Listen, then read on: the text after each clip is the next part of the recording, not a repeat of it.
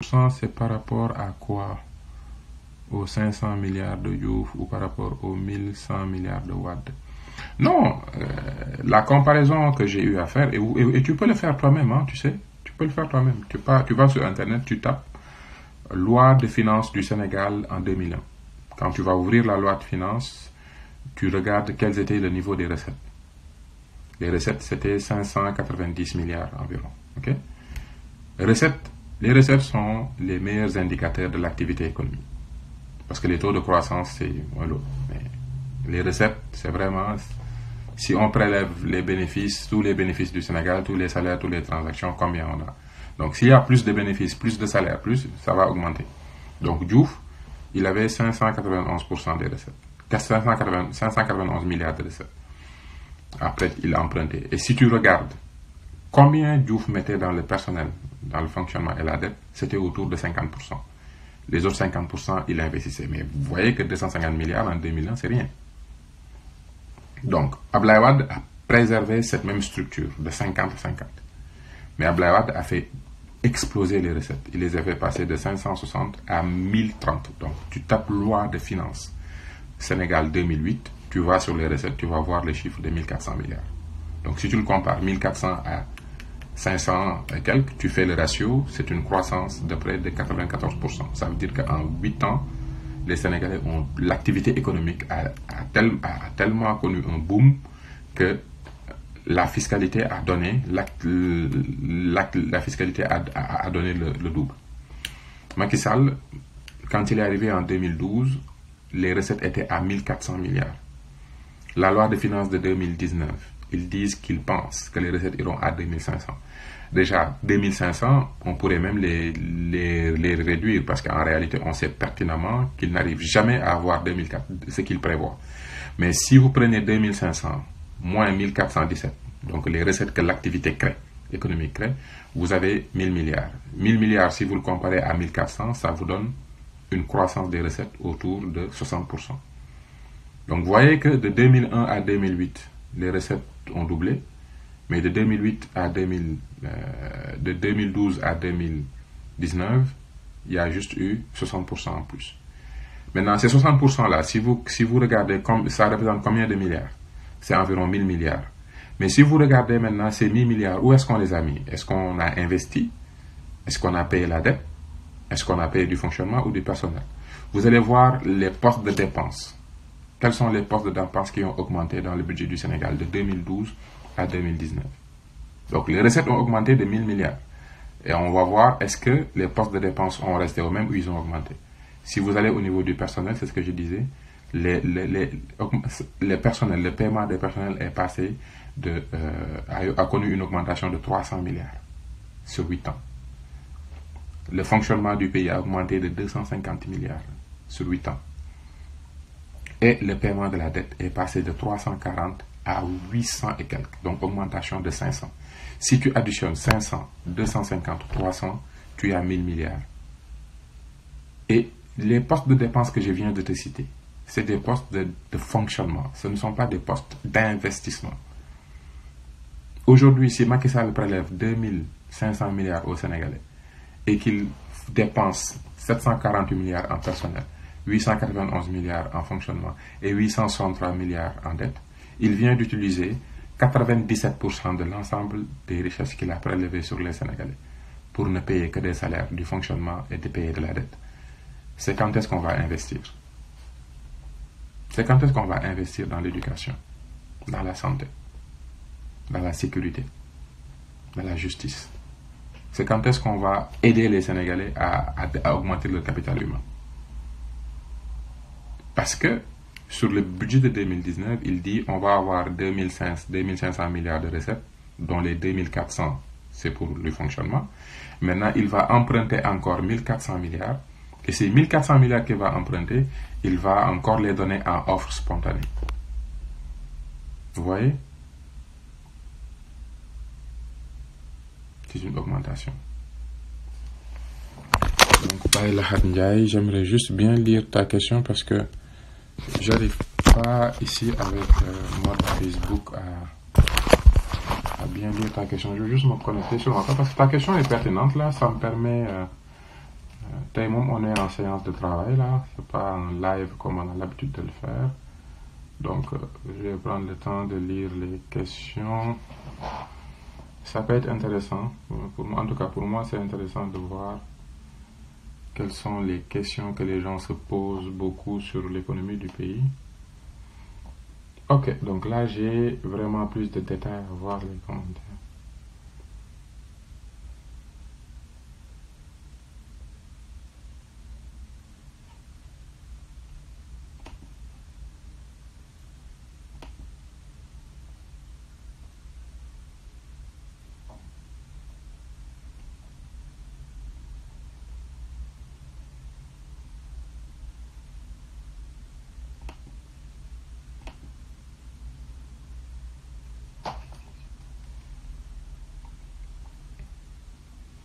Donc, par amour pour mon pays, mes chers compatriotes, il faut que les Sénégalais s'intéressent davantage à l'économie de leur pays. Absolument. On n'a pas le choix que de s'intéresser à l'économie du pays parce que l'économie, l'économie, c'est rien d'autre que les bénéfices qui sont créés dans le pays. C'est les salaires qui sont créés dans le pays. Les sociétés humaines ont des activités culturelles, des activités culturelles. On vit dans un environnement et on a des activités économiques. Et on met en place un État pour lui dire aide-nous à vivre mieux, aide-nous à pouvoir travailler mieux, et on te donne le droit de prélever tant de pourcents sur nos activités pour faire ce travail-là. Un gouvernement sérieux ne devrait pas utiliser la totalité de ce qu'il prélève pour du fonctionnement. Il faut aussi investir. Il faut investir. Donc, je pense qu'avec ça, je vais pouvoir lire un peu plus en détail. Ok, je vois. Donc, c'est une augmentation alors, mais pas au même rythme que Watt. Effectivement, vous savez, il peut y avoir, si tes dépenses augmentent, mais tes recettes augmentent, et l'augmentation des dépenses est moins importante que la croissance des richesses, les courbes, plus ça va avancer, plus ça va s'ouvrir. Mais si les recettes baissent et les dépenses augmentent, à un moment donné, sur les diagrammes, il y aura un moment où ça va se croiser. Et dès que ça se croise, là, on est en tension de liquidité, en tension de trésorerie, parce que les dépenses, maintenant, sont au même niveau que les recettes. Et si ça continue, là, on va vers une faillite, tout simplement. On va vers une faillite. On va vers une faillite technique. En ce moment, c'est pour ça qu'on a des difficultés à payer. Parce que les recettes qui rentrent chaque mois, en plus, un budget, c'est une prévision. Quand on vous dit on va avoir 2500 milliards dans l'année, c'est que là, on est au mois de décembre, c'est qu'on pense que l'année prochaine, on va avoir cet argent-là. On ne l'a pas encore. Mais pourtant, les dépenses, ça, c'est des choses qu'on a signées. Les salaires, il faut les payer. Les fonctionnements, il faut les payer. Les dettes, il faut payer les intérêts chaque mois. Et il faut faire de l'amortissement. Ça, c'est des dépenses fixes. Si les rentrées de recettes sont moins importantes, continuent de baisser et que les dépenses, eux, augmentent, à un moment donné, vous allez retrouver le point où ça ne marchera plus. Ça ne marchera plus, tout simplement.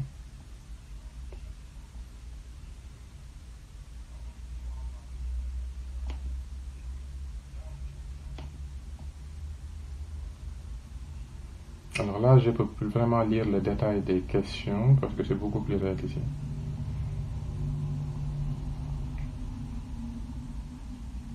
C'est vrai que les Sénégalais ne s'intéressent pas comme ils devraient de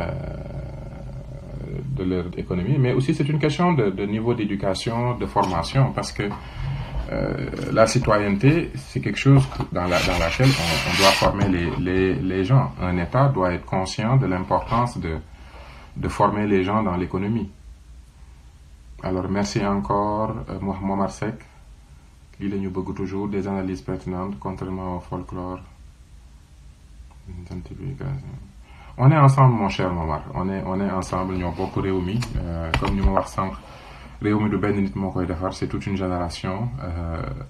Je ne pense pas que c'est des populations qu'on n'a pas éduquées, qu'on n'a pas formées, qui vont nous aider à nous en sortir. Il faut que les gens soient éduqués, il faut que les gens soient formés, il faut que les gens soient en santé, il faut qu'on leur donne le meilleur cadre de vie possible, le meilleur niveau, les meilleurs modes de vie possible, parce que c'est comme ça qu'on va s'en sortir.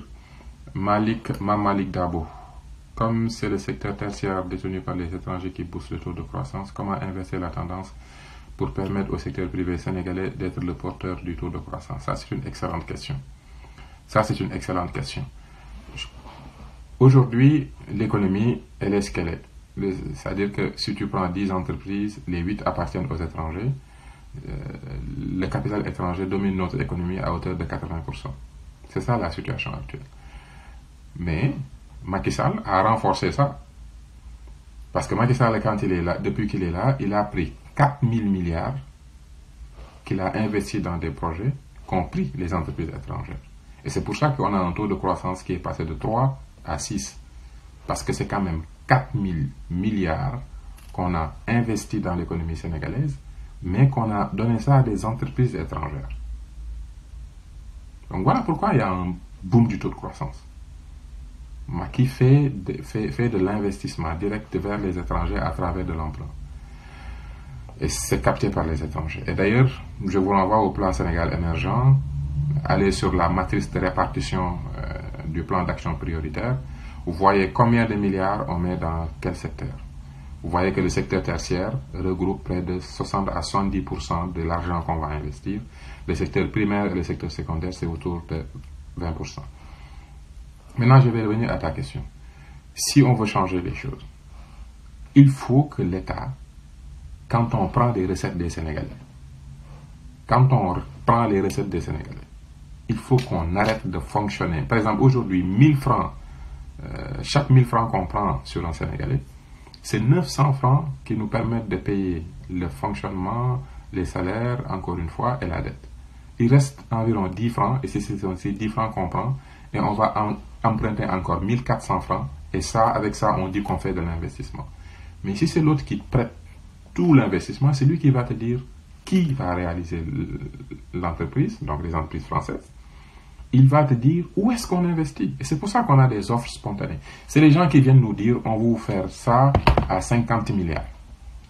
Donc si les ministres signent des contrats, des offres spontanées à coût de 50 milliards, et que l'appel d'offres est biaisé parce que tout est fait sur la base de ce que la personne te dit, vous comprendrez que l'investissement du pays ne va nulle part. C'est les gens qui décident dans quoi ils font.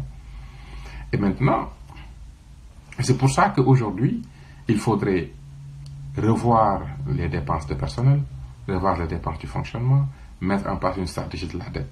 Ces 3 postes de dépenses, nous devons les auditer, les réétudier et mettre en place des stratégies pour faire des économies et rationaliser et faire de sorte que pour l'argent qu'on paye, que les Sénégalais puissent avoir un meilleur service.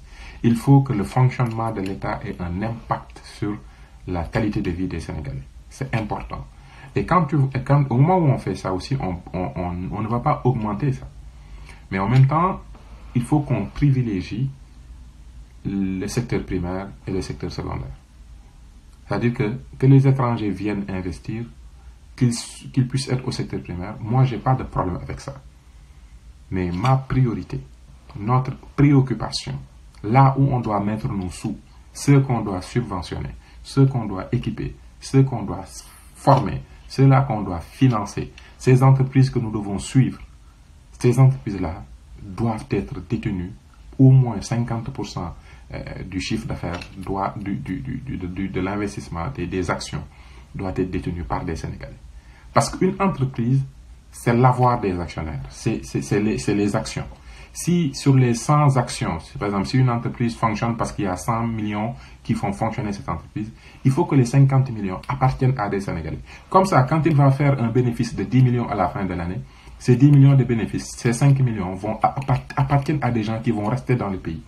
Mais si 80% des actions ou 100% des actions appartiennent aux étrangers, à la fin de l'année, ils payent les impôts sur les bénéfices, mais le reste, la richesse qui est produite, va être rapatriée au niveau des autres pays.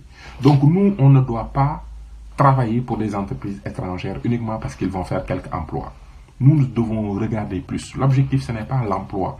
L'objectif, ce n'est pas uniquement l'impôt qu'ils payent. L'objectif aussi, c'est de faire de sorte qu'il y ait que la classe moyenne puisse gagner mieux sa vie, qu'on ait des entrepreneurs, qu'on ait des entreprises.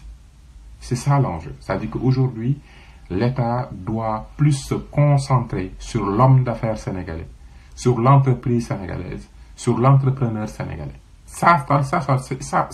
On doit se préoccuper d'eux. Les étrangers ont suffisamment de moyens financiers, ils ont leur État pour les soutenir. Nous, les Sénégalais, n'ont que leur État pour les soutenir. Les Sénégalais n'ont que les recettes de ce pays. Un gouvernement ne doit pas fonctionner avec 90% des recettes. C'est comme un père de famille qui reçoit son salaire, 100 000 francs, et qui prend 90 000 francs pour se payer des beaux costumes et des cravates, et qui laisse ses enfants l'éducation, qui n'investit pas dans la santé, dans l'éducation, dans la sécurité et le bien-être des enfants.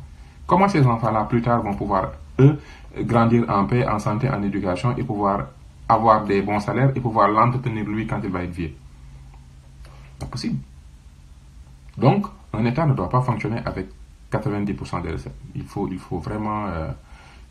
vraiment faire une bonne gestion des dépenses, bien les rationaliser pour dégager de l'équité et investir sérieusement et choisir et avoir le choix de là où je mets mes investissements.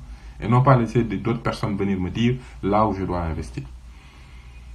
Guillaume Benoît, les mots du Sénégal sont profonds. Nous avons un rapport difficile avec l'argent, effectivement. Et comme vous dites, les gros insulteurs politiciens de métier sont à côté. Ah oui. Pour la presse, il faut une commission indépendante pour délivrer une carte et veiller à ce qu'ils ne tirent pas des ressources dans le journalisme par défaut. À défaut de ça, nous aurons une presse décadente en marge avec les préoccupations du peuple. Absolument. Aujourd'hui, il y a beaucoup d'entreprises de presse qui ne vivent que de par l'assistance de l'État. Donc, ils feront ce que l'État leur demande de faire. Je pense qu'on aurait pu mettre en place un fonds d'émulation où on dit que voilà la grille idéale et la ressource humaine idéale pour une presse démocratique et citoyenne.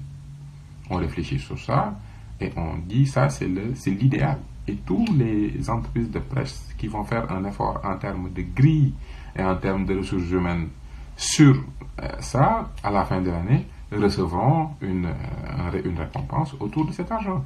Là, vous allez pousser les gens à avoir une grille et une ressource humaine, parce qu'à la fin de l'année, ils vont recevoir des subventions sur la base de qui a proposé la meilleure grille. Si eux tous ont la même grille de qualité, ils vont se le partager. Et ceux qui auront baissé sur ce concours perdront. Voilà une manière de faire de l'émulation autour des entreprises de presse, de les pousser à avoir la meilleure grille possible et la meilleure ressource humaine, parce qu'à la fin de l'année, il y a la possibilité de se partager ça. Au moins ça, si on l'avait fait, c'est le citoyen sénégalais qui allait être bénéficiaire de ça, et ces entreprises vont pouvoir, et puis aussi le soleil, la télévision, le public ne doivent plus faire de la publicité. Ils reçoivent déjà des fonds publics ils ne doivent pas être là pour faire de la richesse. Il faut laisser la publicité aux entreprises privées.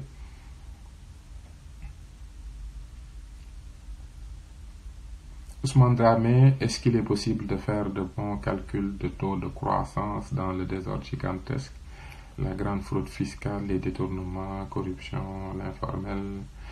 Mais c'est ça que j'allais te dire. Déjà, l'informel est l'un des premiers éléments qui fait que 90% des activités économiques est dans l'informel. 90%. Les gens ne savent pas que quand on dit un taux de croissance de 6%, on est en train de parler des activités, des entreprises formalisées qu'on connaît. L'informel, et encore l'informel, c'est pas un secteur économique. L'informel, c'est des entreprises et des activités c'est des entrepreneurs, des commerçants qui sont dans l'informel. Ils sont dans l'informel parce que l'État ne maîtrise pas l'espace, l'État ne maîtrise pas les activités, l'État n'a pas mis en place un dispositif pour les formaliser. En France, il n'y a pas d'informel, ça n'existe pas. L'économie informelle en France, il n'y en a pas. Ça n'existe pas au Canada. Ce qui existe, c'est l'économie parallèle. C'est des gens qui sont malhonnêtes et qui ne veulent pas savoir, qui ne veulent pas que l'État sache qu'ils existent. Donc eux, ils sont dans le noir. Mais un État organisé, un État qui maîtrise son espace, qui maîtrise tout ce qui se passe dans le pays, il ne peut pas y avoir une activité économique qui n'a pas été formalisée. Et là, on sort de l'informel. Et ça, et rien que ça, c'est source de fiscalité. Ça, c'est source de recettes. Si aujourd'hui nous parvenons à ce que tous ceux qui ont une activité économique soient connus par l'État, mais ça passe pas. Et c'est pour ça que La planification passe par l'espace. Tu maîtrises l'espace, tu maîtrises les hommes. Tu maîtrises les hommes, tu maîtrises leur activité. Tu maîtrises leur activité, tu maîtrises leur richesse, la création de richesse. Mais tu ne peux pas savoir ce que les gens font si tu ne connais pas leur activité. Mais tu ne peux pas connaître l'activité des gens si tu ne maîtrises pas l'espace où ils se trouvent. Tout simplement. Donc tout commence par l'aménagement et l'urbanisme. Il y a ce qu'on appelle l'urbanisme commercial, c'est fondamental.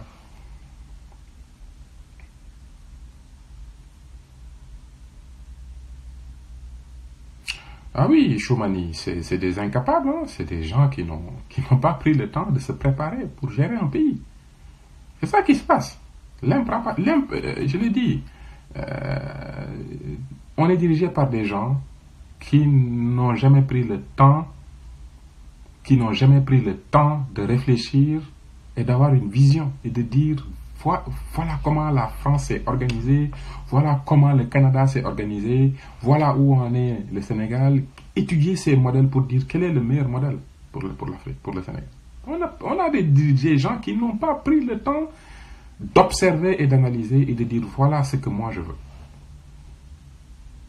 Ah oui, Ousmane, mon père Ousmane, il faut un changement.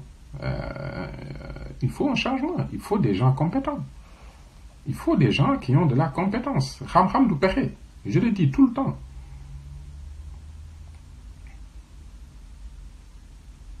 Ah oui, quand je dis ham du péché, mais c'est ça.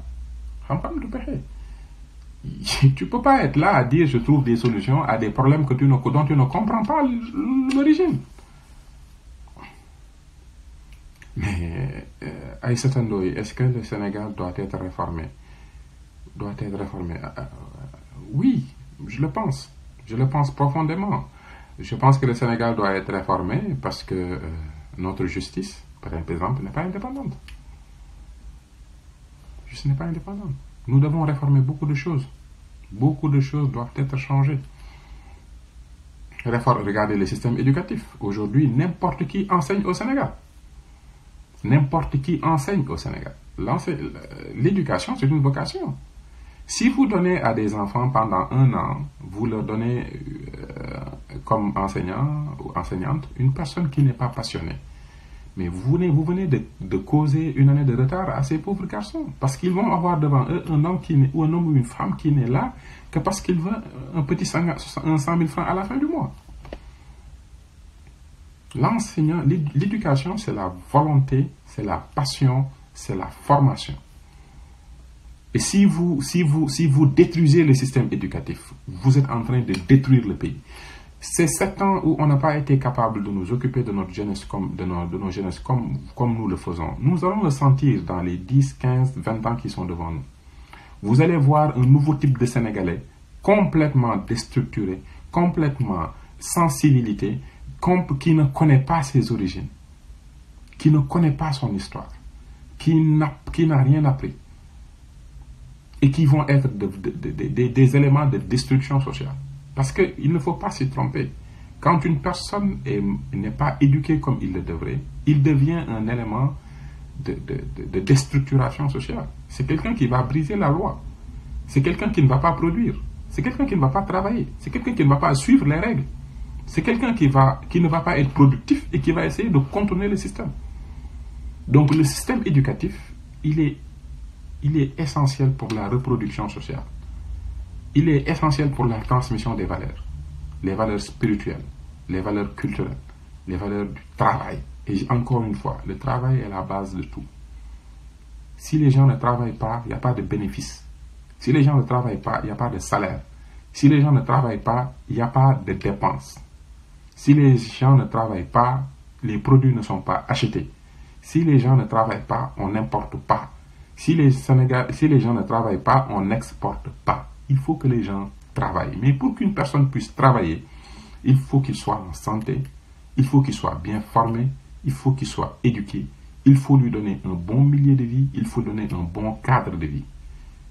Si vous réunissez tout ça, vous avez une population productive. Et quand cette population elle est productive, les recettes explosent.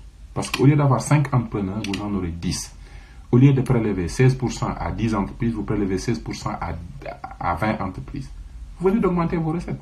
Donc l'idée, ce n'est pas d'augmenter le taux d'imposition. L'idée, c'est de faire exploser l'activité économique. C'est d'aller chercher de nouveaux marchés. C'est pour ça qu'Amadou Ba m'étonne, parce qu'il ne parle pas économie. Il parle fiscalité. Ce n'est pas un économiste. Il parle fiscalité. Comment prélever, comment prendre.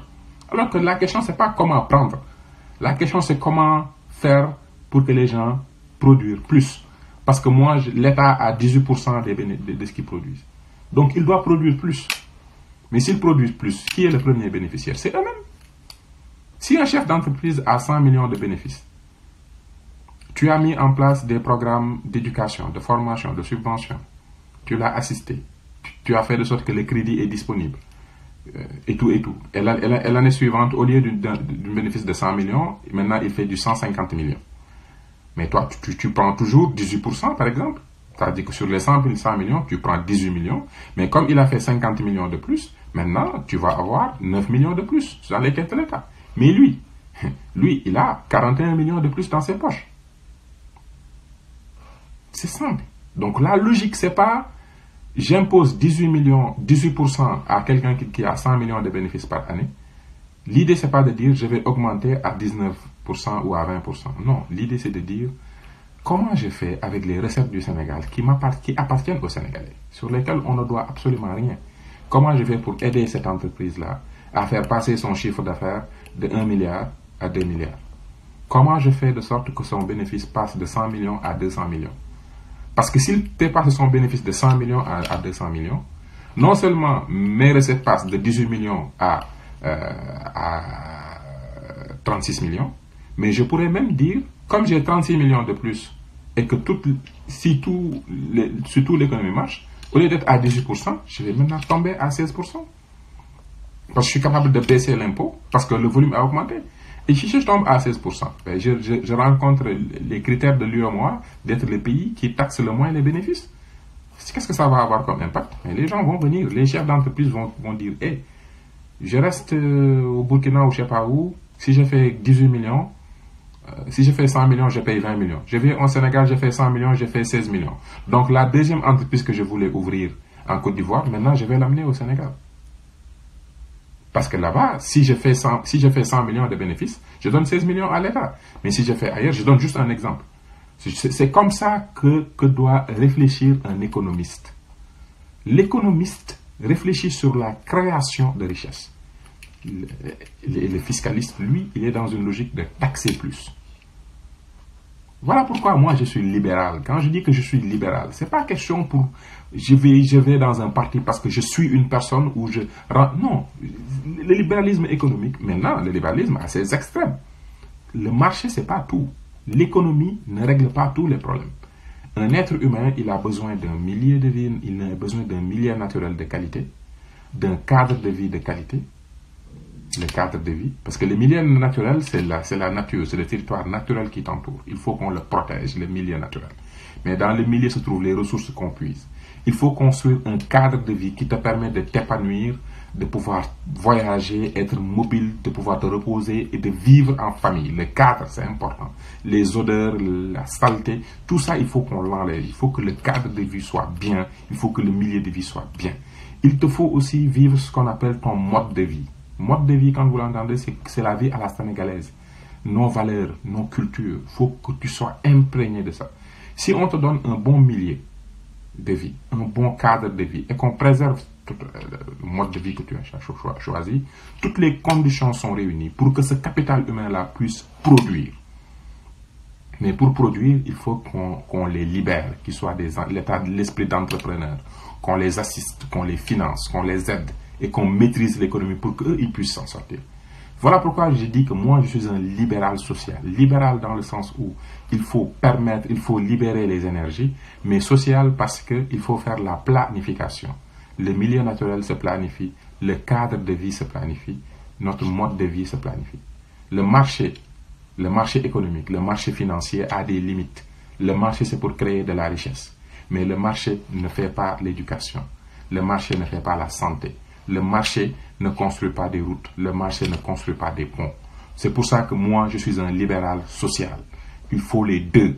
Comme un homme a besoin de deux jambes il faut libérer les énergies, mais il faut planifier le cadre, le milieu et les modes de vie. Il faut les deux. Il ne faut pas être dans les extrêmes, être un libéral extrême ou être dans le socialisme pur et dur. Non, moi je suis un libéral social. Libéraliser l'économie, planifier le cadre de vie.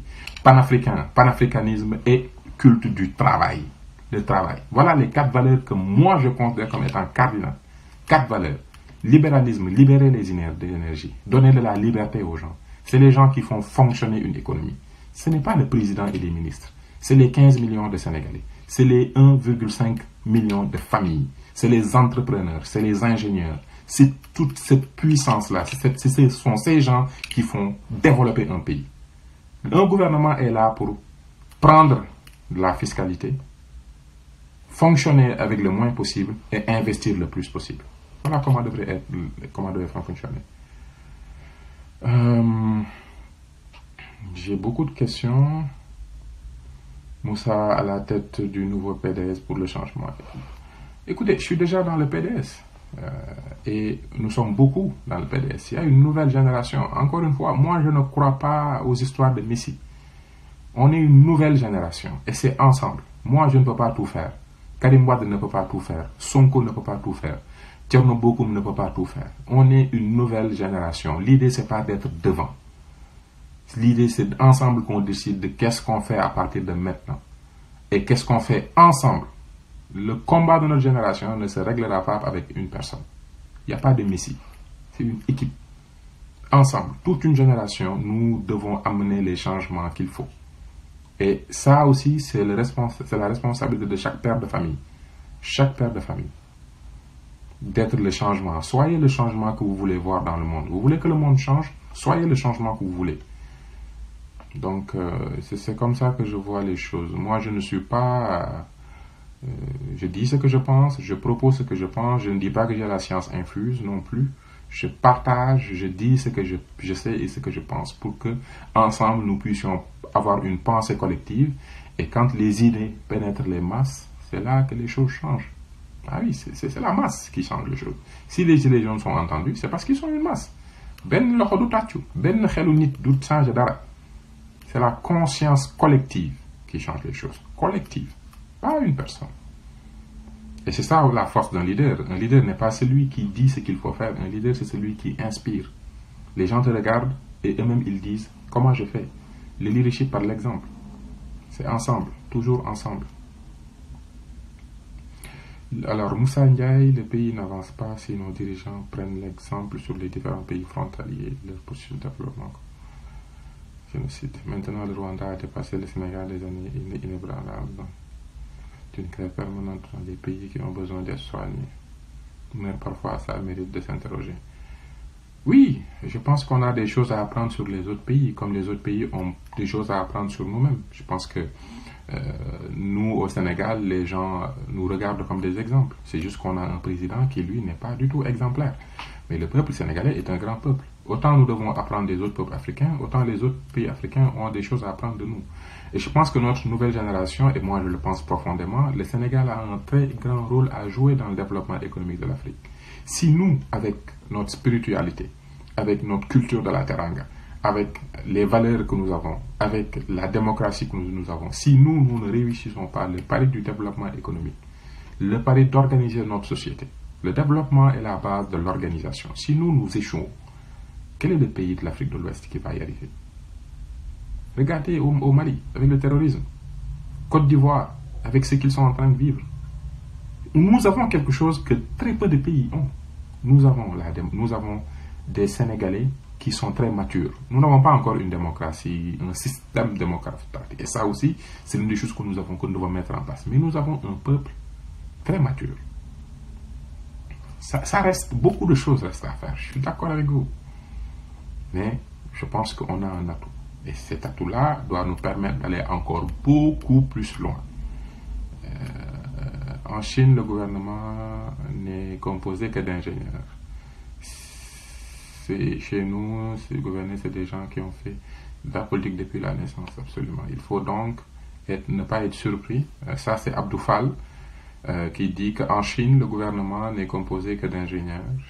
Chez nous, on est gouverné par des gens qui qui n'ont fait que de la politique depuis la naissance. Il faut donc pas être surpris des plans d'investissement qui est opposé au plan de développement du pays. Absolument. L'investissement devrait être orienté vers l'éducation. Oui, absolument. L'éducation, malheureusement, notre gouvernement n'a pas encore compris cela.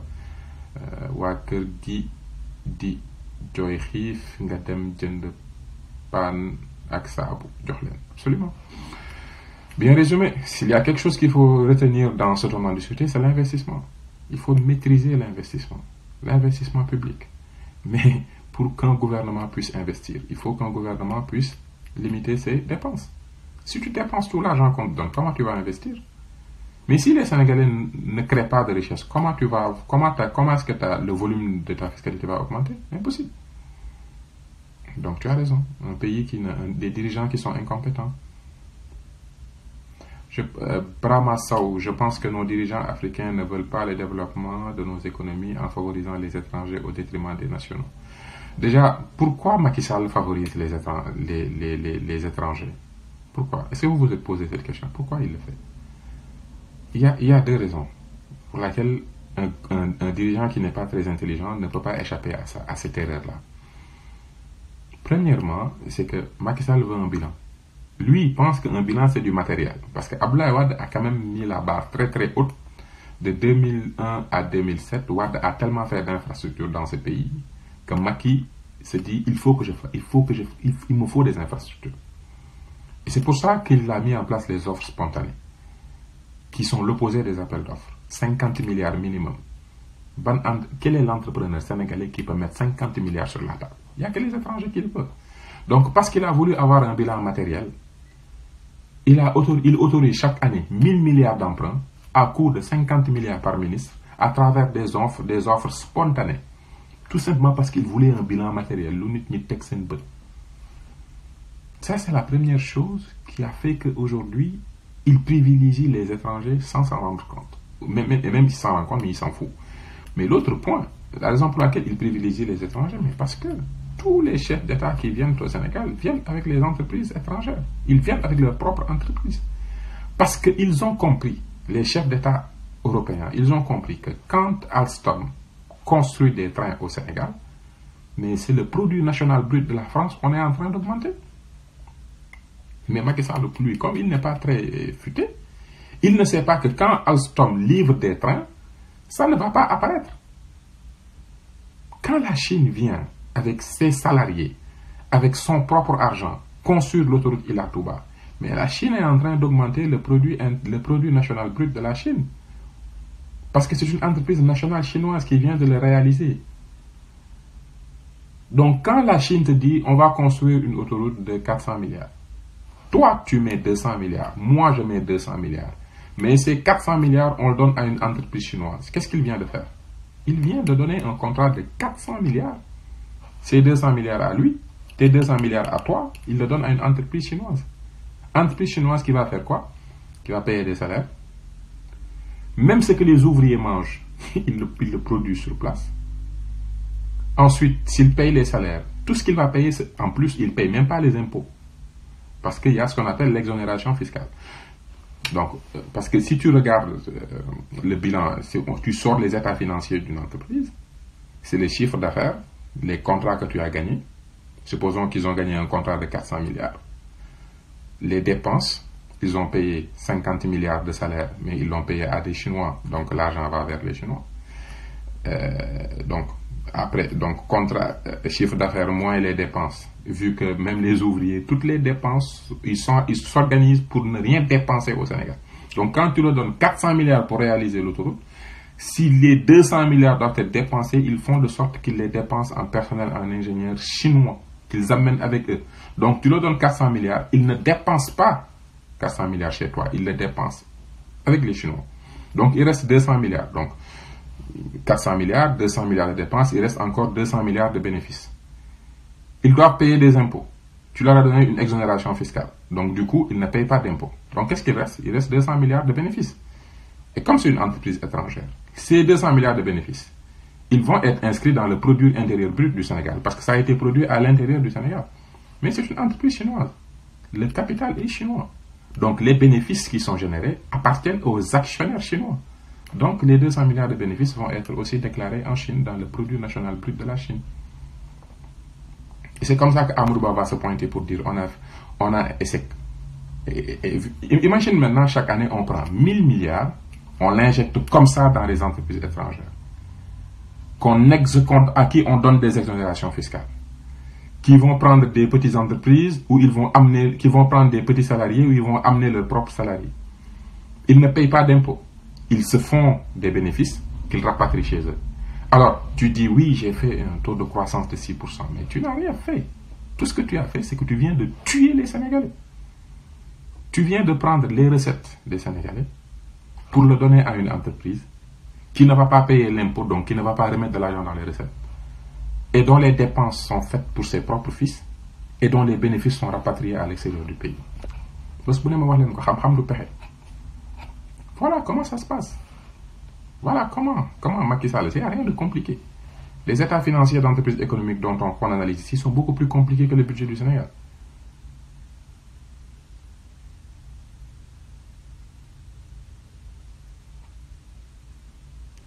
Mais oui, pourtant il y a des milliards faits gaspiller insensés, on manque de bonnes coups. Et on manque de tout dans ce pays. Malheureusement, on est dirigé par des gens qui n'ont ni compétences, ils n'ont même pas la volonté.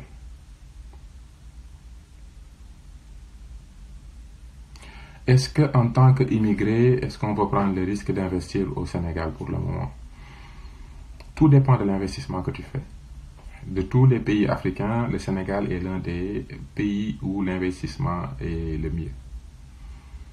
Mais le premier risque à l'investissement, parce qu'une entreprise court 3 risques. Il y a le risque financier. Et premièrement, c'est le risque sectoriel. Dans quel secteur économique tu vas investir?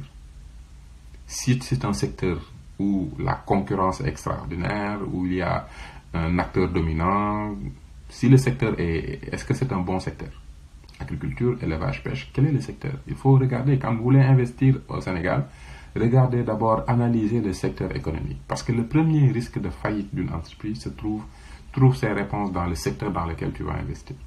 Ça, c'est le premier. Deuxièmement, il y a le risque financier. C'est-à-dire que est-ce que tu as les moyens de mobiliser les fonds pour pouvoir investir? Le risque financier, est-ce que tu vas pouvoir bien gérer et tout. Mais le troisième risque, et qui est le plus problématique pour les immigrés, c'est ce qu'on appelle le risque de gestion. Tu investis au Sénégal, mais tu n'es pas là pour faire la gestion de ton investissement. Toi, tu n'es qu'un investisseur. Tu fais qu'injecter des fonds, mais tu n'es pas là pour la gestion. Bonjour Ange, Mia Anchar. Donc, tu n'es pas là pour toi-même les gérer. Donc, tu confies la gestion à une autre personne. Si cette personne-là n'est pas bon en gestion, il va avoir une mauvaise gestion. Cette mauvaise gestion va causer une mauvaise situation financière, et cette mauvaise situation financière va t'entraîner vers la faillite. Donc, d'une manière générale, ça, c'est le problème des immigrés. C'est qu'ils sont exposés à tous les risques, parce que comme ils ne sont pas au Sénégal, ils ne connaissent pas les réalités des secteurs. Comme ils ne sont pas au Sénégal, ils ne peuvent pas gérer eux-mêmes. Et comme ils ne peuvent pas gérer eux-mêmes, le niveau de risque est le risque financier. Ils sont exposés au risque financier. Et pire encore, en ce moment, l'État est en tension de trésorerie. Ça veut dire que l'État ne paye pas la dette intérieure. Ça veut dire que toutes les entreprises qui travaillent pour l'État ont actuellement des problèmes d'argent parce que l'État ne paye pas. Si l'État ne paye pas les salaires, si l'État ne paye pas les entreprises, le pays n'est pas liquide. Si le pays n'est pas liquide, toi, tu crées une entreprise. Qu'est-ce que tu veux? Tu veux des ventes. Les ventes, c'est ça qui fait fonctionner une entreprise. Il faut vendre. Mais tu vends à ceux qui peuvent consommer. Si les gens n'ont rien à consommer, si les gens ne dépensent pas, comment tu vas faire des ventes? Tu vas investir dans un secteur pour que les gens consomment ce que tu produis. Si ceux qui doivent, les chefs d'entreprise et les salariés qui doivent consommer ce que toi tu produis, ont des difficultés de salaire, ils ont des retards, comment ils vont te payer? Voilà pourquoi il est dangereux pour un État comme le Sénégal de tomber dans des situations de tension de trésorerie. Parce que ça retient les investisseurs qui connaissent la logique de l'investissement, qui connaissent l'importance d'un État dans un pays comme le Sénégal. Donc, pour être franc, Il y a beaucoup de questions dont une personne devrait se poser avant de lancer une entreprise au Sénégal en ce moment. Il faut prendre le temps de connaître le secteur, il faut choisir une bonne équipe de gestion, il faut être capable de suivre la santé financière de l'entreprise et il faut faire attention avec l'État parce que l'État ne paye pas malheureusement en ce moment ne paye pas ses fournisseurs comme il le devrait. Donc, qu'est-ce qui va t'arriver? Parce que ça c'est le danger pour tous les entrepreneurs. C'est qu'un entrepreneur prend ses propres avoirs, achète des terrains, construit une usine et il vend. Mais il vend à crédit à l'État. Donc, il a pris tout son argent, il a fait une vente de services à l'État. L'État lui prend des services, mais malheureusement, l'État paye au bout de 30, 60, 90 jours. Alors, l'entrepreneur, lui, qui a pris toutes ses liquidités pour livrer une commande à l'État, pour construire quelque chose que l'État lui a donné, lui, il a un prêt à la banque, il a des pères de famille à payer, il a pris tout ce qu'il avait pour livrer une commande, et il reste 3 mois sans qu'il y ait une entrée de liquidité. Qu'est-ce que c'est? C'est ce qu'on appelle la faillite technique. L'un des premiers éléments qui tue une entreprise, c'est la caisse, la trésorerie. Est-ce qu'il y a une liquidité? Les entreprises n'ont pas accès au crédit. C'est très difficile d'avoir du crédit, avoir une marge de crédit qui te permet de gérer les opérations. L'État ne connaît pas la réalité de l'entreprise. Au contraire, l'État est le fournisseur qui ne te paye pas. C'est l'État qui te met en faillite. Techniquement, tu es en faillite. Tu ne payes pas tes salaires. Tu ne payes pas ton électricité. Tu ne payes pas ton loyer. Pourquoi? Parce que j'ai répondu à un appel d'offres de l'État et que l'État a mis 90 jours pour me payer, tout simplement. Voilà ce qu'Amadouba est en train de faire. Lui qui dit qu'il est un économiste, il a une arriérée de dette des entreprises sénégalaises. Le gars, il n'est même pas conscient de ce qu'il est en train de faire. Les priorités qu'on devrait payer, c'est les entrepreneurs. Parce que derrière un chef d'entreprise, qu'est-ce qu'il y a? Il y a le loyer à payer. À qui on paye le loyer? Un autre entrepreneur qui a investi dans l'immobilier. Un autre immigré sûrement. Derrière un entrepreneur, il y a la facture électrique et la facture de l'eau. Si l'entrepreneur ne paye pas ni l'eau ni l'électricité, c'est une dette que vient de contracter Senelec et Sones. Si une entreprise ne paye pas les salaires, mais c'est 10 salariés, c'est 10 familles. 10 familles. C'est la dépense quotidienne. Ça veut dire qu'un père de famille qui reste 15 jours sans avoir de dépenses, mais c'est 2000 francs qui devraient aller au marché pendant 15 jours qui n'iront pas au marché. Et la mère de famille qui était là en train de vendre ses bissap, ses nyambi et autres là. Il y avait une dame qui venait tous les jours, la femme de l'enseignante là, qui venait amener 2000 francs. Ou la femme de l'ouvrier qui venait amener 2000 francs. Avec ça là, cette dame retournait à la maison pour pouvoir nourrir sa famille. Mais parce que l'État du Sénégal n'a pas payé un entrepreneur, que cet entrepreneur n'a pas payé ses ouvriers, que ses ouvriers ne donnent plus la dépense quotidienne à sa femme, et que cette femme-là ne va plus au marché, que justement la maman de 50 ans là qui vendait du bissap là, ces produits-là, s'ils ne les vendent pas, il ne peut plus les ramener demain. Il les perd. Il les perd. Donc tout simplement parce que vous êtes resté 4 mois sans payer les entreprises sénégalaises, vous êtes en train de... les malheurs que vous êtes en train de créer, c'est l'enfant qui ne va plus donner son 10 000 francs pour l'école privée, parce que le système public ne marche plus. Son père le met dans l'école privée pour qu'il paye 15 000 francs, mais parce que l'ouvrier n'a pas reçu son 150 000 à la fin du mois, parce que l'État n'a pas payé, voilà ce qui se passe. Vous voyez, quand je vous dis que la priorité c'est l'entreprise sénégalaise, c'est l'entrepreneur sénégalais. Parce que derrière un entrepreneur, tu as le loyer, l'électricité, l'eau, les pères de famille, tu as tout ça. Et ça,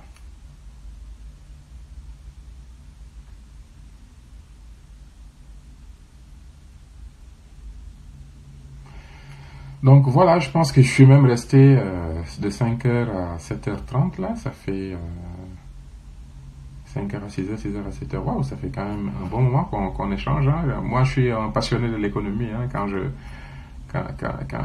je parle d'économie, je peux être là pendant toute une journée, c'est passionnant. Mais en tout cas, je vous remercie, hein, tous ceux qui sont là en train de discuter avec nous. Non, Tian et Mbot, ils sont en train de tuer l'économie par leur incompétence. Ils ne connaissent même pas les priorités. Xamuñu sax li téye Sénégal waxuma la yóbbu Sénégal feneen mais li téye Sénégal xamuñ ko donc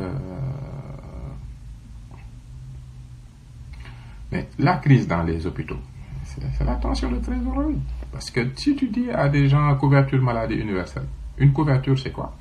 Une couverture c'est que tu es malade, tu vas à l'hôpital, c'est l'État qui paye. C'est ça une couverture. Contre une contrepartie. Tu t'inscris dans des mutuelles, tu fais des cotisations. Mais tu vas à l'hôpital, tu te présentes, la facture est prise en charge par l'État, l'État va payer, mais ensuite va récupérer une partie par les mutuelles. Donc c'est ça le modèle d'affaires. Mais si l'État est en faillite, si l'État a fait passer le paiement de la dette de 340 milliards à près de 900 milliards, si en 8 ans, c'est 500 milliards qu'on doit donner à nos crédits, aux banquiers, si on a augmenté le fonctionnement de l'État de 250 milliards, si on a augmenté le personnel de 300 milliards, si les recettes sur 8 ans ont augmenté de 1000 milliards et que tous ces 1000 milliards-là, on les a mis n'importe où, mais les hôpitaux, qu'est-ce qu'ils arrivent? Sur 30 jours, ils reçoivent des malades, ils les soignent, mais la facture, ils le donnent aux mutuelles. Les mutuelles comparent les factures par rapport aux cotisations. Et il dit à l'hôpital, oh, moi j'ai déposé pour que l'État me paye, mais l'État ne m'a pas payé. J'ai pas assez d'argent. Et là, il y a une dette qui est en train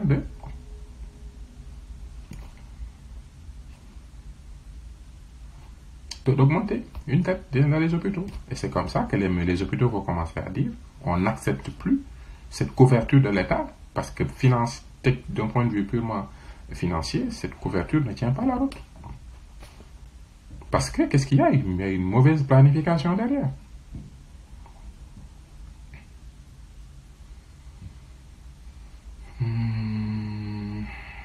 Très bien, très bien, très bien. Très bien, très bien. Bah, écoutez, je pense que on a fait le tour, hein. J'ai répondu à toutes les questions. Moussa Ndiaye, le plus important, c'est de créer des emplois, une formation professionnelle pour les jeunes, une formation des jeunes dans le territoire pour cultiver suffisamment, arrêter les exportations des produits. Mais absolument, absolument, absolument. Absolument, Moussa Ndiaye, tu as parfaitement raison. Parce que quand j'insiste sur l'entrepreneur sénégalais, aujourd'hui, on a combien de jeunes qu'on peut aider? Regardez l'arachide. La dernière fois, j'étais dans des... Bon, t'as eu mon live, mon waxtaan le quoi, ce n'est plus tout le live là.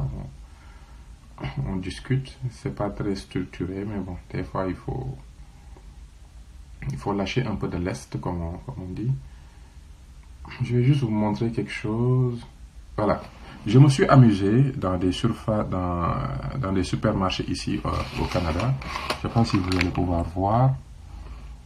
Mais bon, je vais vous les lire.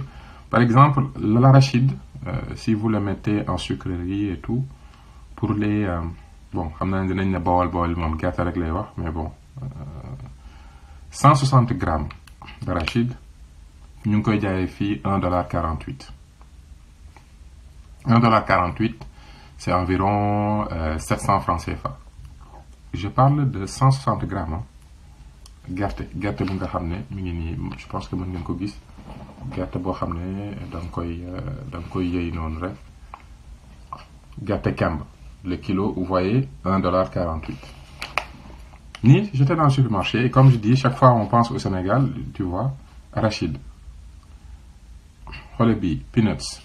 Gâte bi, dañ koy defar genre tiafle et tout, $1,78. Donc environ 800 francs. 80 grammes, hein, 80 grammes, 800 francs. 80 grammes, 800 francs. Gâte hot. Tu vois, logo bi marque chinois, gâte hot, le prix $3,80. $3,80, c'est l'équivalent de Dans les 4 dollars là, 4 fois 3, 12, c'est l'équivalent de 1200 francs les 400 grammes. 1200 francs les 400 grammes. Gerte xottu. Donc, Domaneli, on n'est pas capable. Encore, arachide, arachide, 4 dollars et 18. 4 dollars et 18 pour 400 grammes d'arachide. 500 grammes plutôt, 500 grammes à 4 dollars. 4 dollars, c'est près de 2000 francs. Donc 2000 francs les 400 grammes, on parle de près de 4000 francs le kilo. Arachide, ça c'est d'un côté traité, vous voyez, tout ça, huile d'arachide, huile d'arachide baaxul, ba léegi ñu ngi importer huile. Xool leen huile d'arachide. L'huile d'arachide. L'huile d'arachide. Valeur bi 5 dollars 98. Huile d'arachide 5 dollars 98. Produit yi Canada la am. Quand je vais au supermarché ni andak di def course 5 dollars. Ça veut dire que litre bi fi le litre 5 dollars le litre. On dirait donc, on peut dire le litre 4 fois 3, 450 francs, fois 6, tu vas 84, on peut dire facilement 1300, 1400 francs. Vous voyez 2000, dans que 2000 francs, le litre d'huile. Donc vous voyez que on a des ressources humaines, on a des ressources agricoles qui ont une valeur marchande extraordinaire. C'est-à-dire que l'huile, au Canada, en France, aux États-Unis, sa valeur marchande, mais elle est extraordinaire. Pourtant, l'arachide est produit au Sénégal. L'arachide qui est produit par les paysans et le produit fini qu'on a sur les supermarchés, la seule chose qui manque, c'est un État qui va assister la nouvelle génération à transformer l'arachide avec tous ces produits dérivés, avec une qualité que les Canadiens, les Américains, tout le monde va apprécier. Et l'avantage de le faire, nous, c'est que nous, les salaires coûtent moins cher, on a l'énergie solaire, on a bientôt du pétrole, donc les dépenses pour pouvoir transformer notre arachide en produits dérivés finis de qualité supérieure, les dépenses vont coûter moins cher. Donc à chaque fois que l'huile canadienne d'arachide est raffinée, vendue à 5 dollars, nous, on peut le vendre à 4 dollars. Parce que le Sénégalais coûte moins cher que le Canadien. Voilà pourquoi les gens ont peur de l'émergence. Parce que les marchés émergents ont un coût de production qui est beaucoup plus bas. Pire encore, non seulement on a un coût de production plus bas, mais nous avons la ressource au niveau du Sénégal. Da ngay dem ci àll bi jël gerte ñëw ci dëkk bi transformer ko respecter les normes les standards économiques internationaux ba noppi am une politique étrangère bu nga xam ne dafa génn ci débat yi ñàkk fayda yi yooyu mais dugg ci logique économique. La diplomatie maintenant elle est économique. Aujourd'hui on devrait pouvoir discuter avec les immigrés du Canada. Quels sont les produits que vous voyez au Canada que les gens consomment, que les Sénégalais pourraient produire, exporter là-bas et vendre. On devrait pouvoir dire aux Américains qui sont aux États-Unis, quels sont les produits que vous voyez dans la vie de tous les jours et que vous savez que ça existe au Sénégal et qu'on devrait commencer à transformer et est-ce que vous allez commencer à les vendre. Comment les immigrés sénégalais vont pouvoir pénétrer les marchés des commerçants qui vont être eux-mêmes les vendeurs des produits sénégalais transformés, finis et de qualité supérieure. Mais ça, il faut qu'un État, pour planifier tout ça, pour réfléchir à tout ça, pour y mettre le volume, les facilités que ça demande. Donc voilà juste un exemple. Et c'est comme ça qu'on crée de la richesse. C'est comme ça que le cultivateur sénégalais va commencer à produire pour que les Canadiens puissent avoir de l'huile à 4 dollars. Mais avant que les Sénégalais puissent les Canadiens puissent avoir de l'huile à 4 dollars, mais ça veut dire que les Sénégalais ont suffisamment d'huile chez eux et à bas prix. Voilà ce que ça veut dire. Il faut viser la lune. Comme ça, quand tu rates, tu tombes sur les étoiles. Il faut avoir de l'ambition. Et même avant de pas, oui, Tiane, je le dis souvent. L'enjeu, c'est pas même le Canada. L'enjeu, c'est l'Afrique. Parce que l'huile que tu produis au Sénégal, si tu dois payer des taxes qui te coûtent cher pour qu'ils traversent l'océan Atlantique pour se retrouver dans les supermarchés, pour que tu le vendes peut-être un peu plus cher, mais avec un chemin de fer qui va te permettre de pouvoir aller jusqu'en Afrique centrale, mais tu vas pouvoir même vendre moins cher, mais vendre à plus de personnes. Parce que si tu vends 1 litre à 4 dollars, mais tu es capable de vendre 1 litre à 3 dollars, mais les 3 dollars, tu peux le vendre à 3 personnes, mais tu viens de faire 2 bénéfices sur un coup. Donc l'Afrique devrait être même un marché en termes de volume. Donc, mais ceux qui nous gouvernent, c'est des mules. Ah, ben écoute, hein. En tout cas, c'est un logo bi fas la de, mais defe naa ne mberkel la indiloon ñu baal ma nag des fois ma tooñ leen.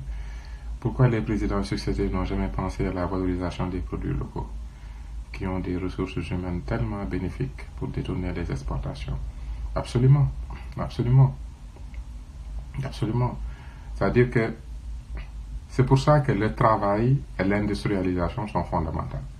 Si on commence à nous industrialiser, la première des choses, c'est que le cultivateur gagne de l'argent, il vit mieux. Si le cultivateur gagne de l'argent,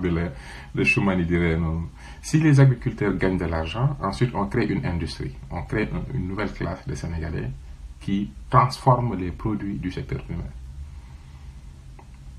On fait des pâtes dentifrice, on fait du savon, on fait de l'huile, on fait des pâtes à tartiner, même le chocolat. Le chocolat est importé en Europe. Pourtant, nous qui produisent, ils sont en Côte d'Ivoire. Qu'est-ce qui empêcherait nous, Sénégalais, d'aller rencontrer les producteurs de chocolat, de moyens, là, les amener au Sénégal, créer une entreprise là-bas? Ils vont mettre 50%, l'État investit 50%, on crée une entreprise, société d'économie mixte, capital mixte, mais gestion totalement privée. On va en Côte d'Ivoire acheter des cacao, on les amène. On fait notre propre Sénégalais, notre propre chocolat. Non seulement on va commencer à concurrencer le chocolat de l'Europe, parce que notre chocolat fait dont le produit vient de la Côte d'Ivoire, transformé au Sénégal, vendu en Afrique, va coûter moins cher. Parce qu'il n'a pas traversé l'océan Atlantique.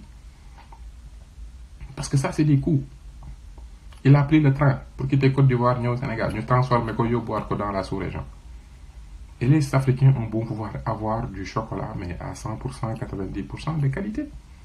Qu'est-ce que ça veut dire? Ça veut dire que l'État, premièrement, l'État va avoir des dividendes, parce que comme l'entreprise, l'État a 50% d'actions, ça, c'est des choses qui vont rentrer dans les caisses de l'État. Ensuite, c'est des emplois. Ensuite, et puis les actions après, on peut les revendre aux Sénégalais, parce que l'idée, c'est pas que l'État garde les actions, mais l'idée est que l'État crée l'entreprise, le gère à un moment donné, et puis se libère des actions que les Sénégalais peuvent racheter. Les immigrés même peuvent racheter ces actions-là. Donc voilà l'ingénierie financière qui est derrière. Mais quand tu fais ça, tu es en train, l'enseignant qui lui achetait un pot de chocolat toutes les semaines, qui prenait je ne sais plus combien ça coûte là, mais de pot de chocolat là, mais le pot de chocolat, c'était importé. Mais ces 2000 francs là qu'il achetait du chocolat qui venait d'ailleurs, il va l'acheter par l'usine qui est au Sénégal. Mais ça va créer des invendus dans les pays qui produisent du chocolat ailleurs. C'est ça que les Européens ne veulent pas. Ils ne veulent pas que les Africains consomment africain. Parce que si les Africains commencent à consommer africain, les entreprises européennes vont avoir une baisse au niveau des ventes. S'il y a une baisse au niveau des ventes, les recettes, l'activité économique va baisser. L'État va vouloir, l'État européen, pour permettre le niveau de vie des Européens, qu'est-ce qu'il va faire? Il va commencer à augmenter les impôts. Mais s'il augmente les impôts, on va avoir les gilets jaunes. Les gens vont se lever pour se dire non, nous on est fatigués. Mais pourquoi les Français Ça aussi, moi, par des fois, les Sénégalais, c'est bien d'être content quand vous voyez les gilets jaunes qui se battent pour leur niveau de vie. Mais écoutez, ils se battent pour leur niveau de vie parce qu'ils ont une protection sociale. Ils ont tellement d'avantages et ils ne travaillent pas beaucoup. Si leur économie ne marche pas, c'est parce que d'autres économies sont en train de marcher. Bon, ça là, mais le débat, il est plus profond que ça.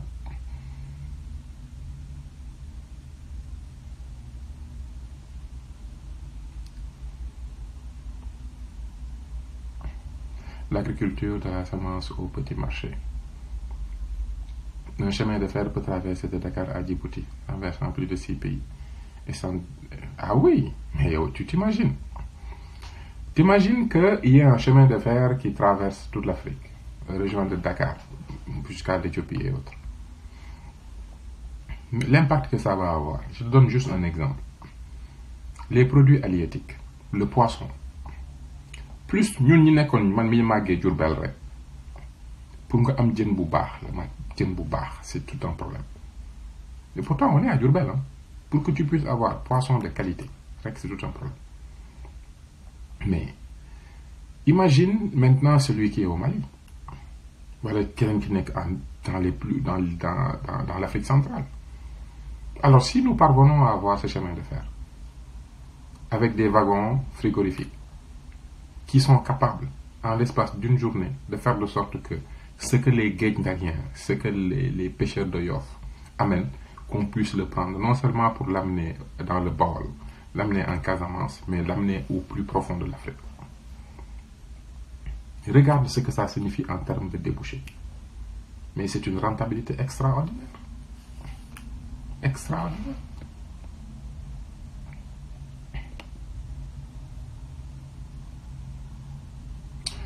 Salut Sow, on ne peut pas faire l'économie des centres de formation rurale, département, région, filière choisie. Il faut une banque de l'extérieur pour capter le maximum d'argent transféré. Oui, on doit réfléchir sur comment. Diourbel, c'est pour ça que tu aimes l'arachide. C'est vrai, je suis du Baol. Mes amis sérères là, yàgg nañ ma may gerte. Mes amis de l'école.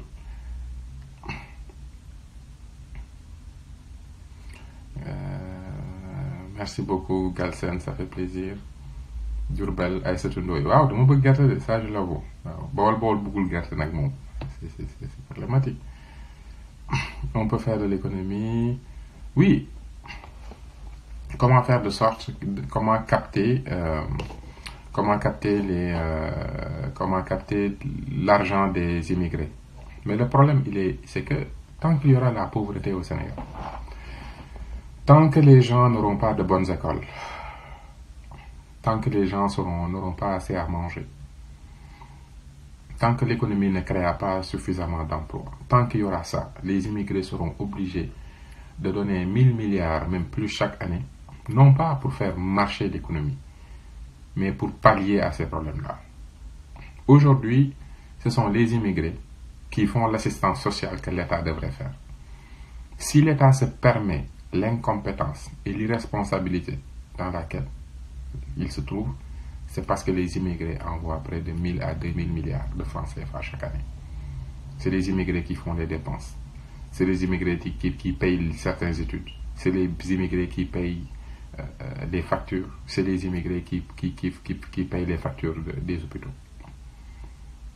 Voilà pourquoi nos gouvernements peuvent se permettre de faire tout ce qu'ils font. Parce qu'ils savent qu'il y a 2 à 3 millions de Sénégalais qui eux, envoient l'argent quand l'économie ne marche plus. Quand les gens, un père de famille est là, il perd son emploi, on lui envoie 50 000 pour qu'il puisse tenir ces actions qu'on fait là. C'est pour ça que le gouvernement ne fait absolument rien. Je ne dis pas qu'on ne doit plus les faire, mais je dis qu'on doit mettre en place un État qui est vraiment là pour les Sénégalais, pour prendre ça en charge, pour que nous, immigrés, nous puissions maintenant nous concentrer sur autre chose.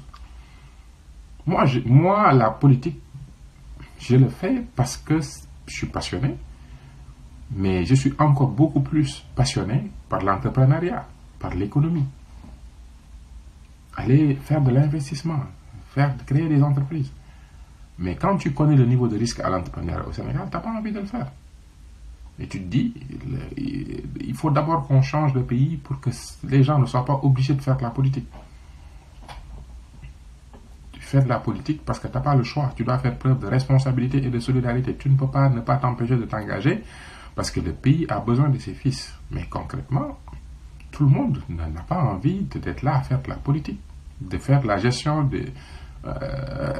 aller faire de l'entrepreneuriat, c'est beaucoup plus passionnant encore parce que tu gères des entreprises, tu crées des emplois, tu crées de la richesse, tu vas découvrir de nouveaux secteurs, c'est intéressant.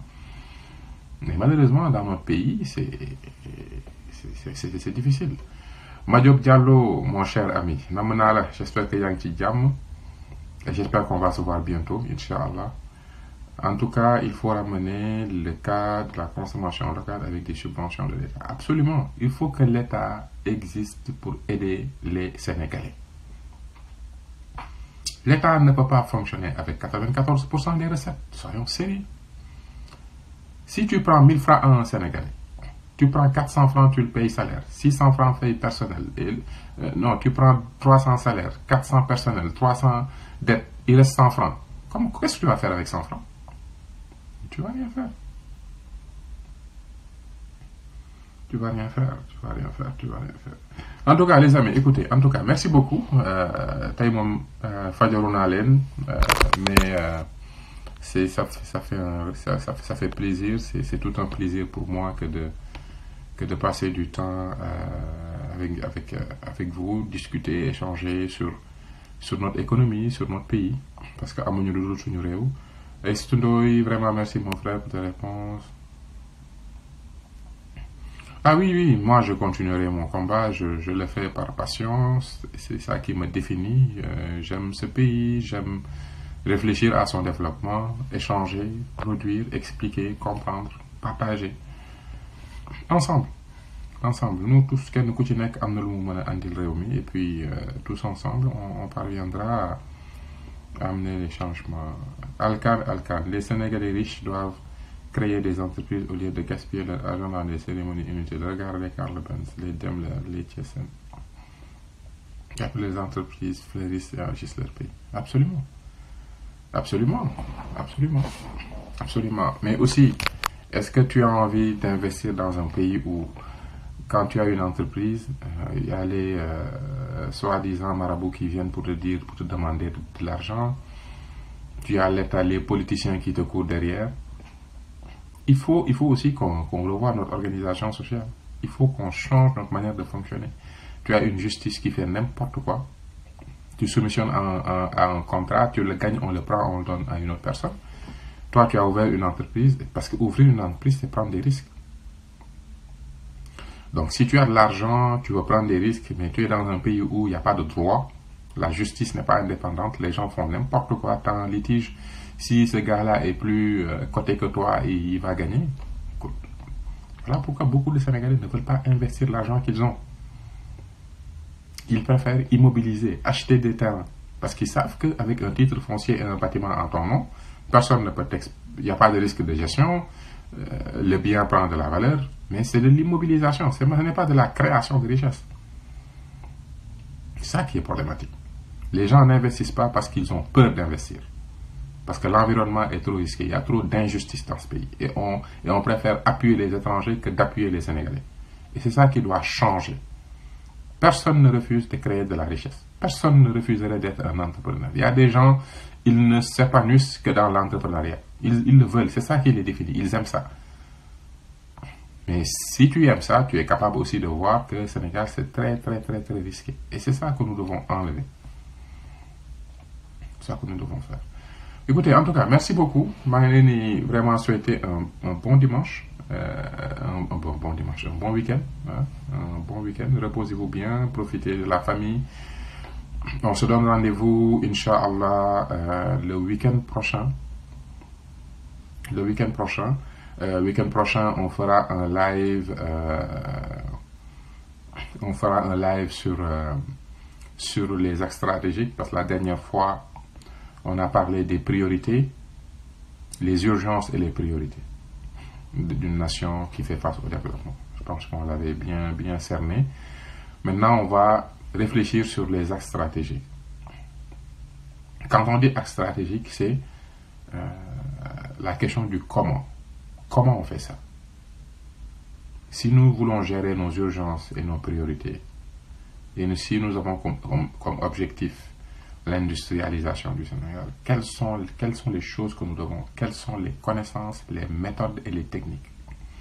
Là, on va rentrer dans des solutions techniques, quelques pistes techniques.